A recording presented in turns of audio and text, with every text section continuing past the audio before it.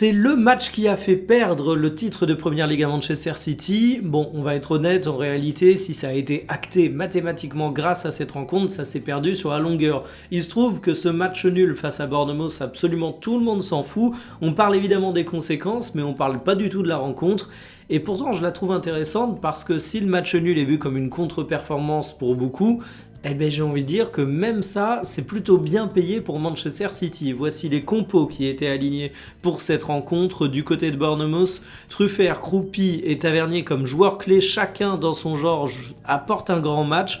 Le premier a donné un danger incessant, le deuxième est évidemment buteur et le dernier a complété un petit peu tout ça pour être le symbole d'un axe gauche qui a été extrêmement dominant du côté de Bournemouth et qui a fait très mal à Manchester City. Un City qui semblait fatigué et c'est marrant parce que c'est souvent ça qu'on a reproché à Arsenal en fin de saison, le fait de ne pas être au point physiquement. Bah là j'ai quand même eu l'impression que Bernardo Silva il était complètement cramé au cours de cette rencontre, même son coéquipier au milieu terrain Kovacic c'était pas le meilleur match de sa carrière et finalement bah tu sens que cette équipe elle n'était pas au bon niveau d'intensité. Et si je dis que Manchester City peut se considérer comme étant bien payé avec ce match nul, c'est parce que déjà en termes d'expected goals ça va du côté de Bournemouth, mais même visuellement tu avais l'impression que Bournemouth était une équipe capable de faire extrêmement mal aux Citizens, que le côté gauche de Bournemouth était extrêmement dominant. Ça va pas renforcer la confiance en Nunez qui est assez critiqué sur ce poste de latéral droit,